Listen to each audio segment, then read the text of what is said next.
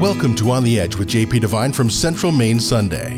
On the Edge with JP Devine Audio is sponsored by Sprague & Curtis Real Estate, the largest full-service real estate brokerage in Central Maine's capital region, selling properties, helping people, getting it done. Visit their website at spragueandcurtis.com. Now here's JP Devine. Of Poetry in Pots. I had just finished my breakfast and I was sitting with my face pressed against the cold window glass while staring out at the blizzard of color leaves hurtling at me. It's November again. And so the darkening begins. Your children will go to school in the dark and come home in the dark. Well, as it does without fail each fall, November rears its ugly face and reminds me of that poem by Thomas Hood I had to read aloud in Mr. Brown's English class when no one else wanted to. And then Roseberry pointed at me, so I was trapped. No shade, no shine, no butterflies, no bees, no fruits, no flowers, no leaves, no birds. November. What are you doing? She asked as she passed by with the laundry. Thinking. Well, you better stop thinking and start writing. It's a joke, of course. Over the years, she's inhaled my New Yorker sense of humor. But she's right. I must stop negative thinking. Gee, it's done nothing but give me sleepless nights, acid stomach, and a cold sore in the corner of my lip. There's a lot to think about these days, and most of it is troubling. I am, of course, addicted to all the political talk shows with their maddening kaleidoscope of faces and voices that have, over the past 3 years, given me the eye tics that I thought I had overcome in the 70s. But today, with face pressed against the window pane, I think about the plants on the deck that have to be dealt with before the frost comes and kills them.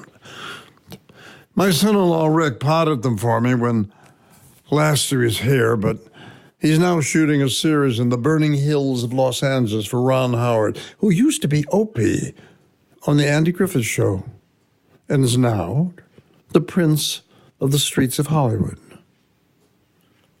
So Rick doesn't have time this morning to think about my plans.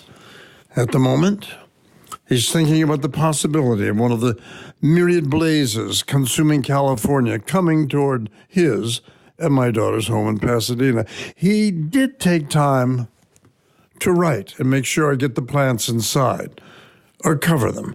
I'm sorry. We're talking about 6 heavy Japanese pots full of wet mud. As I suffer the pain from one bad knee and a similar sensation in my shoulder, I suspect the plants will die soon. As I sit here continuing to think about this week's column, I witness a swarm of young Colby runners in shorts and T-shirts buzzing by on the walk below. Each of the young men are infuriatingly fit and turn my thinking to memories of the Hollywood me that are frozen in yellow aspic in my brain's temporal lobe. Even here in Maine in my late middle-aged years, I forced myself to join the gym, to push and pull jogging machines and lift various weights, and puffed and I tuffed.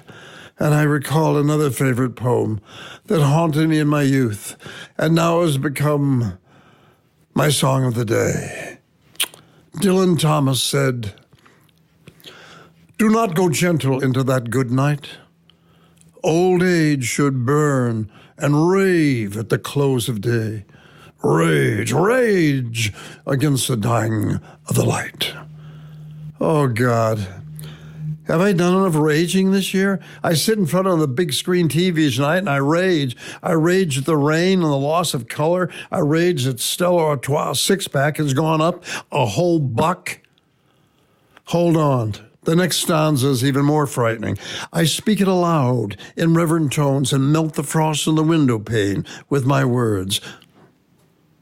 Because their words had forked no lightning, they do not go gentle into that good night. I must now get about forking before she comes back and asks me once again what I'm doing, and I have to reply, I'm forking. What does it look like I'm doing? As the runners vanish and wet leaves plaster their dying bodies against the glass, I wonder, have my words really forked enough lightning among my aging readers? Well, I'm not going gentle into that good night until they have. Oh, yes, now, about those pots. Thanks for listening to On the Edge with JP Devine from Central Maine Sunday. On the Edge with JP Devine is sponsored by Sprague & Curtis Real Estate, the largest full-service real estate brokerage in Central Maine's capital region. Selling properties, helping people, getting it done. Visit their website at spragueandcurtis.com. Make sure you pick up Central Maine Sunday this week wherever newspapers are sold, and visit our website at centralmaine.com.